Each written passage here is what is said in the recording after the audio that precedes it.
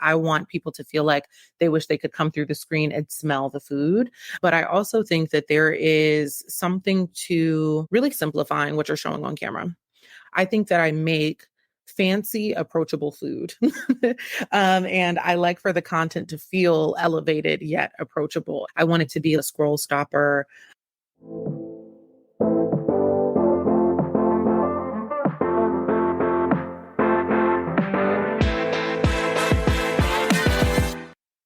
Welcome back to the She Speaks Influence Effect podcast. I am so excited to have you hear my conversation with Courtnee Futch. She is a chef, a mixologist, a cookbook author, and a culinary producer for food media. And she started baking at the age of 8. She joined a high school culinary team and founded Thunder Cakes Bakery during her freshman year in college.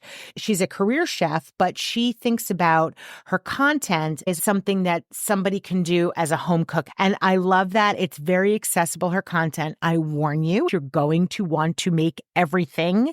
Courtnee has built this amazing community, and she takes so much care in how she engages and talks to her community, answers their questions, and really has this sense for what she is doing, not just to push out content and to show these amazing dishes, but really make a connection with her audience. I love Courtnee's approach. She talks about how she thinks about building community. She also talks about food and how she thinks about it in everything in terms of all of her content and the offshoots of what she does. I really enjoyed this conversation with Courtnee. I think you will as well. We're going to jump right into it. Here we go. Courtnee, welcome to the show. Hi, thank you. Thank you so much. I'm excited to be here. Well, I am excited to have you. Right before we hopped on, I started looking at some of your content, and it's delicious looking, all of it. I think that there are creators who understand how to make whatever the product is, whatever it is that the content that you're creating. In your case, you do a lot of recipe content. You do other content as well, but you do recipe content. Understanding how to make that content enticing for the audience is a skill that is not easy to come by. So I want to ask you, how do you think about that? Is it just innate? Do you know how to make something look delicious to the people who are watching your content? Can you talk a little bit about how you think about the creation of the content? Yeah. So one, thank you. I feel like the best compliment that anybody can give me is that the food looks like it would be delicious. And I think that a large part of my approach has to do with engaging the senses. Like, people use the word sensual, and I think that they apply other connotations to it. I love that word for a number of contexts, but the primary one being like the engagement of other people's senses. I want people to feel like they wish they could come through the screen and smell the food. But I also think that there is something to really kind of simplifying what you're showing on camera. I love an editing trick. I love them, but that's not necessarily the style that I think really keeps people in it with me. I think that I make fancy, approachable food. And I like for the content to feel elevated yet approachable. I just did a post of some summer roasted cherries, which I thought were so pretty. And I just sat them over in like the natural light in my window. And, cherries are a pretty simple concept. I think most people know what cherries are, how they taste, but the idea of elevating them by roasting them with a little bit of maple syrup or honey and vanilla, adding a little bit of sea salt and some black pepper, really allows people to understand that there are fun ways to play with flavor. I have a specific passion for home cooking. And so when we're thinking about what people are doing in their homes, is they're saving inspo and they're never returning to it. They're never returning to it until they have a special occasion, or they're a little bit bored, or, they've got something coming up and they want to surprise somebody else in their life. And I like the idea of people feeling like there are little spectacular moments for them in their day. I want it to be like a scroll stopper. And I want it, again, to feel approachable. If I'm layering on too many ingredients, the likelihood that somebody ever goes and creates it, very, very low. The likelihood that they save it, high. but I never hear back about like if they've made it or not. And to me, that feels like a failure, right? Like I want to know that you've, felt inspired to the point of trial. And I think that that's kind of just been like the through line in my career is inspiring trial. And then when I get to layer in brands that I really enjoy and get to encourage people to try those too, then that means like I get to do more of the thing that I love. Just in the day to day, like I want to encourage everybody to kind of like play with their own senses when they're at home. That's touch, that's taste, that's smell, all of the things, sight, and have a little bit of fun with it. I think we should all be playing with our food more. And I think for me, my content does its best when it's an equal mix of playful and slow. I think me and the super quick editing styles. There are so many creators who I follow, who I adore, who do their videos in under like 30 seconds. And it's like a whole recipe in under 30 seconds. And I feel like I want to show everybody, like, here are all of the steps. I don't want to miss anything. So I will frequently have 90-second videos. Just recently, I started doing smaller bites, but like my best performing videos are all like 60 to 90 seconds. And they're not recipe to recipe. Like they're never instructional. They are storytelling. And I'm talking about either the way that a food item has made me feel, or I'm talking about the way that it has shown up in my romance like life, or my romance with myself, or any of those other things. And I think those things make already aspirational food feel more attainable because now the message kind of lands with folks in a different way. So even when I'm not like layering my voice over things and I'm trying something new right now where like I'm just not putting my voice on stuff and I'm just like doing, little clips, little B-roll clips of things that I'm making and not really showing a step by step because it's not a tutorial, but the recipe is available if you want it. I'm having a lot more fun with that right now. It's just beautiful detail shots of food. One of my followers actually just tagged me. She remade the coconut cake from 3 weeks ago. And that made me so happy to see, like, she toasted the coconut. Like I got to watch her do it in her story. And I just really enjoyed, I think, that piece. So I think when you start to like break it down, take the sense of like, oh, here's what I want for them to get out of this and think about what they're actually getting out of it. They just kind of want to have a general idea of how to make the thing and then feel empowered to go and do it themselves. So that's a lot of my new approach these days.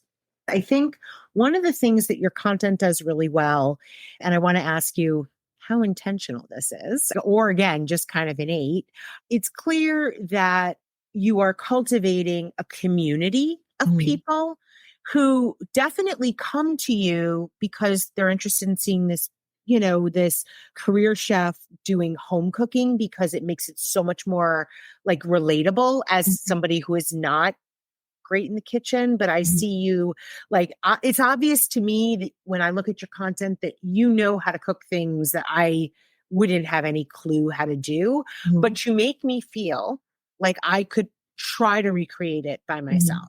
Right. And so as part of that process though, you also pepper in personal stories, right? You talk about you have a series of content where you talk about your relationship with your fiance but you had a terrific sponsorship, a paid sponsorship with a company that helped you create the ring. I believe I watched it and I thought this makes so much sense to me that you would create a video to show your personalized story of how you partner with this company. And I completely saw it as very consistent with everything else in your feed, even though it had nothing to do with food. Yeah. And I think that is the genius of creators like you, that you're able to take your theme, which is, let's say, by and large around food and drink, and you can weave into it your story, your personal story, and talk about topics like romance, talk about relationship with yourself, with your significant other, and therefore a sponsorship, a collaboration with a ring company makes absolute sense. How do you think about that? That is such a great question. So I feel like I am two things. And I am a creative first and I'm a chef immediately after. And so the creative piece, I think, shows up in like my writing. Like I don't often call myself a writer, but I am one. And I really love that as kind of a through line. And I was scrolling through, I don't know where I was. It must have been Pinterest or maybe I saw it somewhere on Instagram. And it's notes from Octavia Butler, who is a phenomenal, phenomenal author. And one of the notes is like, I am a world maker, world weaver. And I loved the idea of like weaving worlds. Like it really made a lot of sense to me. And when I'm thinking about what my world looks like as I'm weaving it up, I think love is an important through line. And the secondary through line is food. And I'd say food and drink kind of go together to me because if I'm not having one, I'm likely having the other. And then I think the last piece of that is my love of language. So the way that I just like, I love words. And that also means like I'm great at yapping. So the way that I built up a lot of my community in the very early stages were that people knew me for my two food businesses, one of which was a catering company and the other one was my bakery. And I was just now kind of talking through how I make the food that they knew me for in a pre-pandemic era. And the pandemic, I think, kind of put a big shift on the way that I had to use language in order to connect with people. I was doing these little FaceTime consultations. So like you could book me, we could do a little FaceTime for like 30 minutes. You show me what's in your fridge and I would shoot you over, here are some ideas of things that you can cook with what's here. Because you remember we were all in like that weird grocery crisis. And so I was just very connected to the little bit of audience that I had at that time, which I think was maybe less than 5,000 folks. I was just like very plugged in to what people had going on. I would post what I was cooking throughout the day and like I'd make a little recap video of it and I'd share it on feed. And these things were not like highly produced at all. It was actually very not in alignment with my work in production at that point in time. It was very scrappy. It was very just like, I'm doing things at home. I'm cooking. If y'all want to join me while I'm cooking, let's pass the time together. And I think that I just got really good at honing more of a community-based voice and also just taking a genuine interest in what other people are talking about and what they have going on. And then I realized what I was doing was community building. I felt like the community kind of just kept coming. And I was saying things, the food was still the through line. I was talking about like first date etiquette and, going out on dates with people. And, here's some things you probably shouldn't order, things like that. I leaned in a really interesting way. So I think that there's just a lot of trust in the space and where the flow has taken me. And then once I knew enough about what the flow was doing, I was able to take the flow and kind of spin it back into myself. Really helpful. Now, granted, not everybody as a creator gets that opportunity. Sometimes you go in and you have like a very clear niche or you have a goal, attach yourself to a niche that allows you to achieve that goal. And I don't think that there's anything wrong with it. But if a micro niche starts to form up underneath that, I think lean in because now it allows you to relate to people in two ways and you lean more into one than the other. Like if you ask any of my audience who I am, at one point in time, they might have met me as the girl who was talking about like my relationship to love. And then there are other people, and there are more of them for sure, who know me as a chef who talks about love times. And that is my preference, but I don't want to shame the people who know me for my work in the relationship space. I have valued it because it's brought me a lot and it's brought me a lot of really great people. But now I have to figure out how to like straddle that line so that I don't lose either one as I'm continuing to build. They're very invested in maintaining a sort of warmth in the community. And sometimes that also means not doing it when I don't have it to give. So I take long breaks from certain platforms. If I need to just kind of like recalibrate, instead of me showing up on camera, you'll get more cocktail videos, which is fun. And when I do that, I feel like I'm in a better space. And so I can create warm spaces for people online. Not to be using a pun, but you have this recipe for success in terms of your blueprint for what you're doing, right? You've built this community. It's so clear that, you have an understanding of your community, not just for now, the fact that you've mentioned that you did a survey and 2,000 people, which is amazing, responded to your survey. It's very clear that you have a sense for who they are. I think the really good creators who have like a long runway ahead of them, they have that staying power. I have to ask you this because I am kind of astounded that we are in an industry that is dominated by women. Like Yeah. there are like 80 something percent of all paid influencers Mhm. are female or women. Mhm. Yet men tend to make more. They make like 30% more than the women do in Yeah. this space. It upsets me deeply. So at a point in time when I was working for one of the largest meal kit companies, and I was their influencer marketing manager, and I was seeing like into the deals of the celebrities that we were partnering with. And I felt like almost every single time the deals for male chefs in the space, and I'll equivalate this in a second to the influencer space too, but like male chefs were above and beyond asking for more and planning on delivering less, lower deliverables, higher fees. And that ended up being kind of like a consistent theme. There is an audacity gap that I think men feel empowered in the space to kind of come into that women do not. And I think that there's just a slightly different functioning that's kind of happening. One, there's inequity, I think, in the space too. But because of how dominated it is by women, I think one of my theories is that men are seen as more of a rare commodity in the influencing space. And I think that whoever's implicit biases about the authority that men have over their audience and their ability to convert those people into users is a different one than what we know the kin keeping and community building that women do in our communal spaces. Like, no shade to the men, love men down. But I also am like, how is this happening? And I think it's happening inside of the companies and it's systemic, but there's also kind of like the more broad kind of sticky feeling that we as women have asking for what we know we're worth. And I don't think it's that we don't negotiate. I think we're really savvy, but I think also a lot of women in the space are not communicating transparently about the sort of money that we're making either. So then we all end up in a loop. So do you think that women aren't communicating honestly about what they're making? Are they under reporting it or over reporting? I feel like it depends on the space that you're in. So, like in the world of food, I feel like I have seen numbers that feel really inflated for what the deliverables are.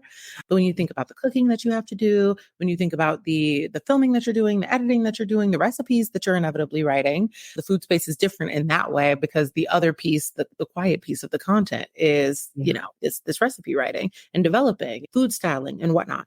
So when you're considering all of the other additional costs, that final number is actually a very kind of misleading number, even if it is not, it could be all encompassing, but it's rare that people are talking about everything that goes into how they're getting it done. That's the part that I think we need to, as an industry, get better at explaining the pieces of the value from influencer Yeah, and then why you're charging what you're charging, because exactly. there's no standardization. And when I talk about equity, I think people often assume that like I'm meaning race and gender and all the things. I think that's always kind of in the background. That is important to me. But there's also a numbers equity game. And sometimes you've got really talented creators who do not know if influencing at a high level is like what they want to do. And not having the follower count is keeping them out of a lot of the conversations in order for them to be talent. So it's like, how do we get over there? Like, what does that look like? And so I think like more honest conversations about how we collaborate. And also, I will say this as somebody who's been in house on the creative team, we have to be less territorial about what good content means and can look like. We tend to be very protective. So we're holding on to like the brand image. We're responsible for it. It's in our KPIs. It's in like every facet of the work. But sometimes we're also sticklers in ways that are just unhelpful. And allowing other people to share their vision and collaborate with us and kind of treat them like freelancers or contractors for however long and be a part of the briefing process. Where do you want this to be for yourself in the next, let's say, 2 years? I know that changes so quickly, but where do you see yourself over the course of the next 24 months? And I feel like 2 years is very attainable. I think the pandemic kind of shifted a lot of my relationship to this was gathering people. I think at the very core of who I am, like a gatherer. I'm a facilitator. I love to connect people and I want them to connect largely over food, or a drink or an experience or something. And I see myself doing a great deal more of that. I think when I'm looking at my personal brand, and so I kind of see personal and professional as like two different jams here. So I'll start with personal first. I'd be totally fine if my platform size didn't grow because I love where we're at. This is a great community. They're bought in, they're invested. I'm like fully monetized, or they purchase and also brands buy in. Something that I think I've noticed over the last couple of years is just there feels like there's a lack of community. My fiance and I do a thing called office hours. It's like one of my favorites. It has nothing to do with business really at all, but it is like an intimate dinner party. We get 10 people together, including the two of us. And we never invite the same people twice until we've done like 3 of the rotations. And then folks can come back. And it's a mix of folks in the creative world, folks in business, folks in finance, folks in tech. We get to know each other and we talk about what we need. And we don't get up from the table until one person at least has had one of their problems solved. So I want to be doing a lot more of that. If the audience size overall grows, and that's great, or if I'm just fostering more connectivity within the audience that we have right now, then that is also great. I want to be working a lot more deeply with brands, which is something that I've prioritized and also haven't, but it's not something that I've done a lot of like pitching for and whatnot. And I would like to be doing more of, because I think it keeps me sharp as a creative and also as a marketer. For the professional piece, I'm building something. And it's very scary to me right now, but it's called the Maillard, and it is a culinary creative production house. So you can call it like culinary creative agency, but I think the emphasis really is on production in 2 major ways. So one of those ways is working with brands to execute on their culinary content needs. So they could be like a true, like tried and true food brand, could be a beverage brand, could be liquor, or just a brand in the fashion space that wants to do some cool culinary things. You know, food is pervasive. It's everywhere. And creating from like original creative concepting all the way through post, some really beautiful original content for them. And it could be editorial, it could be branded. The goal could be to turn it into commercials, doesn't really matter. But for all of the work that I've done in the creative space and as a marketer and in production and as a chef, I feel like that is really where I house all of my skill set. And I think that that is just really fun. But then the flip side of that, and it's the piece that I'm really, really passionate about, I would like to move it forward, is talent development. I love working with creators, creatives, chefs, culinarians, food photographers, whatever, and helping them think through the strategy of 1, how they consistently build business, and then 2, getting them comfortable in front of the camera. I think there are so many people who I had a coaching client earlier this year who wanted to start a mixology page in honor of her daughter. And such an incredible story. Like I genuinely love her so much. Every time we'd finish a session, we'd just cry. Like that was our sort of carrying one.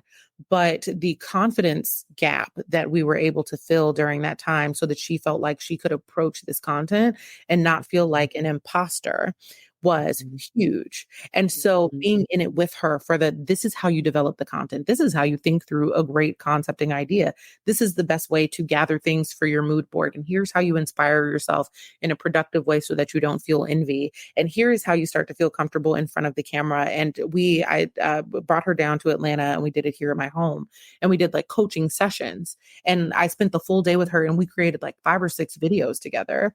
And now she's back home and she lives in Jersey also, but she's back home and now she's creating content on her own again. And you can see the remarkable difference because she feels empowered to be able to do that.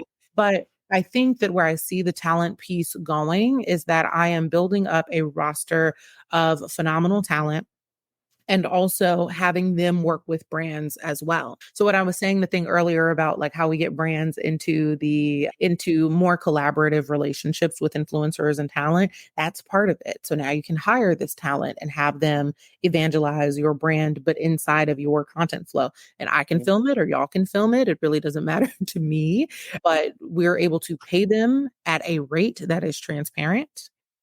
That talent fee is just, it is what it is, right? And so it has nothing to do with the number of followers that they have or whatever. It's about their skill. And I think that that's one of the ways that I really envision, like just kind of leveling the playing field also for Black and brown and women creators. I think that confidence gap, I call it the audacity gap. That's what I feel like I've been kind of struggling with, is like, I just want to be more audacious.